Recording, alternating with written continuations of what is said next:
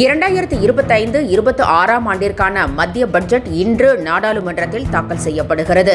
நிதியமைச்சர் நிர்மலா சீதாராமன் பட்ஜெட்டை தாக்கல் செய்கிறார். முதலில் பொது பட்ஜெட்டையும் பின்னர் ரயில்வே பட்ஜெட்டையும் அவர் தாக்கல் செய்கிறார். காலை 11 மணிக்கு பட்ஜெட் தாக்கல் செய்து உரை நிகழ்த்தும் மத்திய நிதியமைச்சர் பல்வேறு துறைகளுக்கு ஒதுக்கப்படும் நிதி குறித்து அறிவிப்பார். வர்த்தக பயன்பாட்டிற்கான சிலிண்டர் விலை ₹6.50 குறைக்கப்பட்டுள்ளது. 1966 விற்கப்பட்டு வந்த சிலிண்டர் விலை குறைப்பால் ₹1959.50 விற்பனை செய்யப்படுகிறது. இத்துடன் கடந்த 31 நாட்களில் வர்த்தக சிலிண்டர் ₹21 குறைக்கப்பட்டுள்ளது. அரசின் நிர்வாக தோல்வியே மகா கும்பமேளா உயிரிழப்புக்கு காரணம் என அகிலேஷ் குற்றம் சாட்டியுள்ளார். கூட்ட நெரிசலில் உயிரிழந்தவர்களின் விவரங்களை மத்திய அரசு மறைப்பதாகவும் இந்த சம்பவத்திலிருந்து மக்களை திசை திருப்ப முயற்சிப்பதாகவும் அகிலேஷ் விமர்சித்திருக்கிறார்.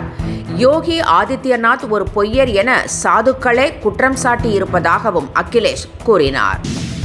விடுதலை புலிகளுக்கு எதிரான போரின் போது கைப்பற்றப்பட்ட தமிழர்களின் நிலங்கள் விரைவில் ஒப்படைக்கப்படும் என அந்நாட்டு அதிபர் அனுரகுமார திசநாயக்க உறுதியளித்துள்ளார். LTTEக்கு எதிரான போரின் போது 3500 ஏக்கர் நிலங்களை இராணுவம் கைப்பற்றியது. 2015 ஆண்டிலிருந்து அந்த நிலங்களை ஒப்படைக்கும் பணி நடைபெற்று வரும் நிலையிலும் பெரும்பாலான இடங்கள் இராணுவத்தின் கட்டுப்பாட்டிலேயே இருக்கிறது. கோவில்களில் VIP தரிசன முறையை ரத்து செய்ய கோரி தொடரப்பட்ட வழக்கை உச்சநீதிமன்றம் தள்ளுபடி செய்திருக்கிறது. இந்த வழக்கை விஜய் கிஷோர் கோசாமி என்பவர் பொதுநல வழக்காக தாக்கல் செய்திருந்தார். மனுவை தலைமை நீதிபதி சஞ்சய் கண்ணா தலைமையிலான அமர்வு விசாரித்தது. இது தொடர்பாக மாநில அரசுகள் உரிய நடவடிக்கை எடுக்கலாம் என்று கூறி மனுவை நீதிபதிகள் தள்ளுபடி செய்தனர். விளையாட்டுத் துறையில் பல சாதனைகளை படைக்க தமிழ்நாடு அரசு திட்டமிட்டு உறுதியோடு செயல்பட்டு வருவதாக துணை முதலமைச்சர் உதயநிதி ஸ்டாலின் கூறினார். திண்டுக்கல், தேனி மாவட்டங்களைச் சேர்ந்த 435 கிராம பஞ்சாயத்துகளுக்கு கலைஞர் விளையாட்டு உபகரணங்கள் வழங்கும் நிகழ்ச்சியை காணொலி வாயிலாக அவர் தொடங்கி வைத்தார். கலைஞர் நூற்றாண்டு விழாவை முன்னிட்டு தமிழ்நாட்டில் உள்ள 1252 கிராம ஊராட்சிகளுக்கும் கலைஞர் விளையாட்டு உபகரணங்கள் வழங்கப்படும் என அறிவிக்கப்பட்டதை அப்போது அவர் சுட்டிக்காட்டினார். இந்த திட்டத்தின்படி விளையாட்டு உபகரணங்கள் வழங்கப்பட்டு வருவதாகவும் அதை பயன்படுத்தி வீரர் வீராங்கனைகள் வளர வேண்டும் என்றும் பதக்கங்களை பெற வேண்டும் என்றும் துணை முதலமைச்சர் உதயநிதி ஸ்டாலின் கேட்டுக்கொண்டுள்ளார். சட்டத்திற்கு புறம்பாகவும் மக்களை அச்சுறுத்தும் வகையிலும் பேசி வரும் சீமான் மீது நடவடிக்கை எடுக்க வேண்டும் என்றும் நாம் தமிழர் கட்சியை தடை செய்ய வேண்டும் என்றும் வலியுறுத்தி அதிமுக ஒருங்கிணைப்பு குழுவைச் சேர்ந்த புகழேந்தி தேர்தல் ஆணையத்திடம் புகார் மனு அளித்திருக்கிறார். இதனைத் தொடர்ந்து செய்தியாளர்களிடம் பேசிய அவர், ஜாதி, மதம், இனம் என பேசி கலவரத்தை தூண்ட சீமான் முயற்சி செய்வதாகவும் மைக்கை நீட்டினால் குரங்கு டான்ஸ் ஆடுவது போல ஆடுவதாகவும் விமர்சித்தார். இப்படிப்பட்ட ஆளை வளரவிட்டால் தமிழகத்திற்கு தீங்குதான் என்றும் சீமான் மீது நடவடிக்கை எடுக்க வேண்டும் என்றும் புகழேந்தி வலியுறுத்தினார். தமிழ்நாட்டில் அரசு பள்ளிகளின் தரம் குறைந்திருப்பதாகவும் இதற்கு காரணமான அமைச்சர் அன்பில் மகேஷை பதவி நீக்கம் செய்ய வேண்டும் என்றும் அண்ணாமலை வலியுறுத்தியுள்ளார். கிராம பள்ளிக்கூடங்களில் தரம் குறித்து அண்மையில் அறிக்கை வெளியிடப்பட்டதை அவர் சுட்டிக்காட்டியுள்ளார். அந்த அறிக்கையில் பீகாரை விட தமிழ்நாடு பின்தங்கி உள்ளதாக குறிப்பிடப்பட்டுள்ளதாகவும் அண்ணாமலை தெரிவித்திருக்கிறார். தகுதியான ஒருவரை அமைச்சராக்கி இருந்தால் இந்த நிலை வந்திருக்காது என்றும், எனவே அன்பில் மகேஷை நீக்கிவிட்டு அந்த துறைக்கு புதிதாக ஒரு அமைச்சரை நியமிக்க வேண்டும் என்றும் அண்ணாமலை வலியுறுத்தியுள்ளார். திமுக ஆட்சியில் இயற்கை வளங்கள் கொள்ளையடிக்கப்படுவதாக முன்னாள் அமைச்சர் ஜெயக்குமார் குற்றம் சாட்டியுள்ளார். தமிழகத்தில் 13 மணல் குவாரிகளை திறக்க அரசு நடவடிக்கை எடுத்து வருவதற்கு அவர் கண்டனம் தெரிவித்துள்ளார். இந்த முடிவை கைவிடாவிட்டால் மக்களை திரட்டி போராடப் போவதாகவும் ஜெயக்குமார் எச்சரித்துள்ளார். இயற்கை வளங்கள் கொள்ளை போவதை பற்றி திமுக அரசு கவலை கொள்ளவில்லை என்றும் அவர் குற்றம் சாட்டினார்.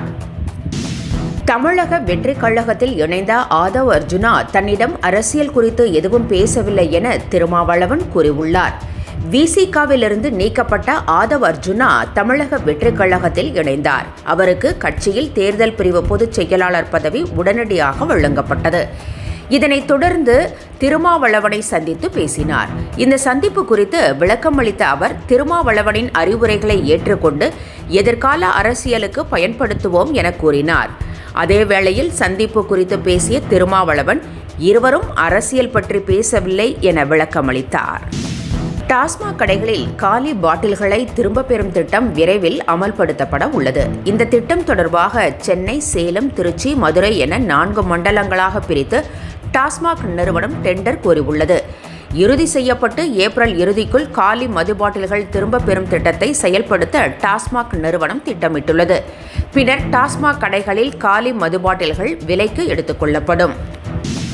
ஆம் ஆத்மி கட்சியிலிருந்து 7 எம்எல்ஏக்கள் திடீரென விலகியது டெல்லி அரசியல் வட்டாரத்தில் பரபரப்பை ஏற்படுத்தியுள்ளது. டெல்லி சட்டமன்ற தேர்தல் வரும் 5ஆம் தேதி நடைபெறவுள்ள நிலையில் பிரதமர் உள்ளிட்ட அனைத்து அரசியல் கட்சி தலைவர்களும் மும்முரமாக பிரச்சாரத்தில் ஈடுபட்டு வருகின்றனர். இந்நிலையில் தேர்தலில் போட்டியிட வாய்ப்பு கிடைக்காத 7 எம்எல்ஏக்கள் ஆம் ஆத்மி கட்சியிலிருந்து திடீரென விலகியுள்ளனர். இது அக்கட்சிக்கு பெரும் பின்னடைவாக பார்க்கப்படுகிறது. 2024 தேர்தலுக்கு பாஜக 1737 கோடி ரூபாய் செலவிட்டதாக தகவல் வெளியாகியுள்ளது. தேர்தல் செலவினம் குறித்து தேர்தல் ஆணையத்திடம் பாஜக அறிக்கை தாக்கல் செய்திருக்கிறது.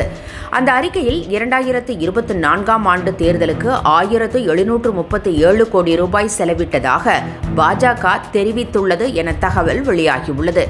காங்கிரஸ் 584 கோடி ரூபாய் செலவிட்டதாகவும் அக்கட்சியை விட பாஜக 3 மடங்கு அதிக தொகையை செலவிட்டிருப்பதாகவும் கூறப்படுகிறது. தனியார் நிறுவனமான திருமலா பால் நிறுவனம் மாநிலம் முழுவதும் விலையை உயர்த்தியுள்ளது. பால் விலை லிட்டருக்கு 2 ரூபாயும், தயிர் விலை கிலோவுக்கு 5 ரூபாயும் உயர்த்தப்பட்டுள்ளது. இதன்படி கொழுப்பு நிறைந்த பால் விலை லிட்டர் 70 ரூபாயிலிருந்து 72 ரூபாயாக நிர்ணயிக்கப்பட்டுள்ளது. நிலைப்படுத்தப்பட்ட பால் 60 ரூபாயிலிருந்து 62 ரூபாயாக உயர்த்தப்பட்டுள்ளது. தயிர் விலை 67 ரூபாயிலிருந்து 72 ரூபாயாக அதிகரிக்கப்பட்டுள்ளது.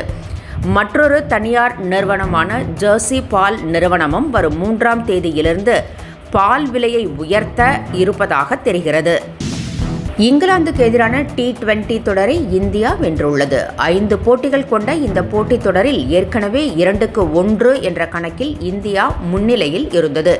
இந்நிலையில் 4வது போட்டி நேற்று நடைபெற்றது.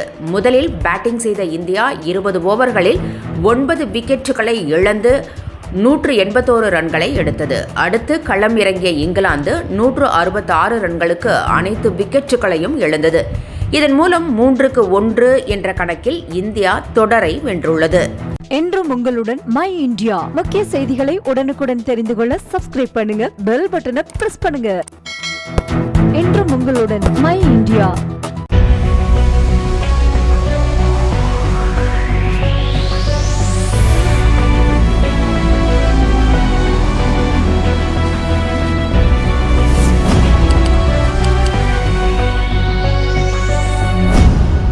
தேசத்தின் நம்பிக்கை மாத இதழ் அப்பா பதிப்பகம் இணைந்து வழங்கும் நேர்மையாளர் சகாயம் IAS அவர்களின் அனுபவ பதிவில் கடைசி தரியில் கண்டாங்கி சேலை இப்போது பரபரப்பாக விற்பனையாகிக் கொண்டிருக்கிறது.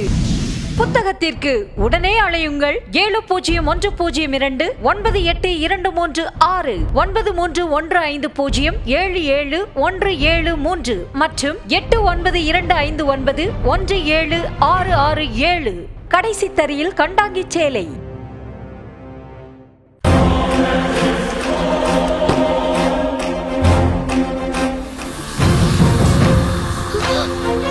தமிழ்நாடு காவல்துறையை ரொம்ப குறைவா மதிப்பீங்க மிஸ்டர் நிவாஸ். லஞ்சம் தவிர்த்து நெஞ்சம் நிமிர்த்தி வாழ்ற போலீஸ்காரங்க தமிழ்நாடு காவல்துறை.